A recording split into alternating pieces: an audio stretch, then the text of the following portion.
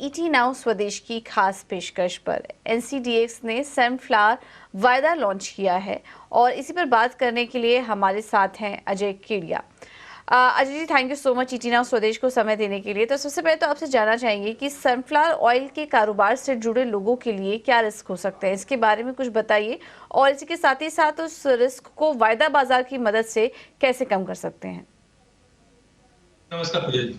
Definitely देखा जाए तो सनफ्लावर ऑयल या हम पूरे एडिबल ऑयल कॉम्प्लेक्स की बात करें तो पिछले 2-3 सालों के अंदर हैवी वॉलिटिलिटी मार्केट में हमने देखी। चाहे हम रशिया यूक्रेन की बात करें, जब वॉर हुआ था तब भी हमने देखा कि सप्लाई ब्लैक सी से रुक गई थी, या इससे पहले भी हमने देखा एडिबल ऑयल में जबरदस्त तेजी आ गई थी। तो जो ये प्राइजेस में फ्लक्चुएशंस होते हैं, वॉलिटिलिटी होती है, ये कहीं ना कहीं प्रोड्यूसर को काफी चिंता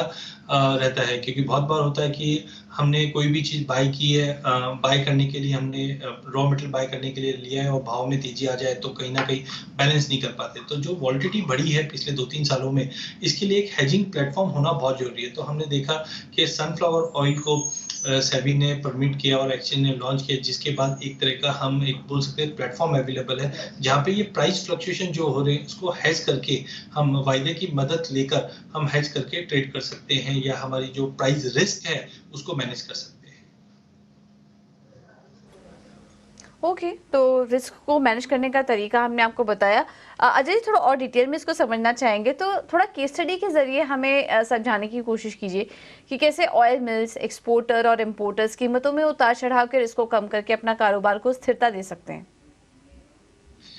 बिल्कुल पूजा जी, अगर हम जानते हैं कि इंडिया सबसे बड़ा एडिबल ऑयल इंपोर्टर है, और ज्यादा करके हम देखते हैं चाहे हम यूक्रेन से इंपोर्ट करें, चाहे हम मलेशिया, इंडोनेशिया, तो कहीं ना कहीं एक रिस्क एसोसिएटेड रहता है। अगर सबसे पहले अगर मैं सनफ्लावर ऑयल का ही एक केस स्टडी लेता हूं, तो जब हम लोग इंपोर्ट करते हैं तो सबसे बड़ा फैक्टर ये रहता है कि लेट से मैंने 900 ₹950 के भाव में मैंने प्राइस फिक्स किया और मैं इंपोर्ट कर रहा हूँ। इंपोर्ट करने में लेट से मुझे 15 से 20 दिन लगने वाला है, और इन 15 से 20 दिन के बीच में अगर भाव में गिरावट आ जाएगी तो कहीं ना कहीं मेरी रिस्क मैच्योर हो जाती है। जो भी इंपोर्टर है उसकी रिस्क मैच्योर होती है, एंड कहीं ना कहीं उसके बिजनेस में प्रॉफिटेबिलिटी पे इम्पैक्ट करेगा। तो फ्यूचर एक्सचेंज पे होने की वजह से जब भी वो इंपोर्ट कर रहा है, तो फिजिकल मार्केट में जैसे ही उन्होंने इंपोर्ट के ऑर्डर प्लेस किए, साइमल्टेनियसली फ्यूचर मार्केट पे वो अपनी पोजीशन को हेज कर सकते हैं सेल करके, जिससे इनकेस अगर भाव में गिरावट आ भी जाता है, लेट से अभी करंट भाव करीबन 902-3 रुपए के आसपास चल रहा है, तो अगर इनके ये भाव में अगर गिरावट आ भी जाती है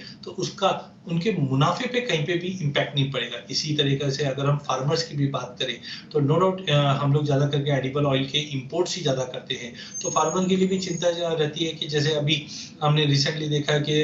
मस्टर्ड की सोइंग होने जा रही है, तो ऐसे टाइम पे जो भाव है हार्वेस्टिंग के टाइम पे टूट जाते हैं, तो एक्सचेंज के डेरिवेटिव प्लेटफॉर्म पे वो बेचकर अपनी पोजीशन को हेज कर सकते हैं, सो दैट उनकी जो प्राइस रिस्क है वो मिनिमाइज हो सकती है।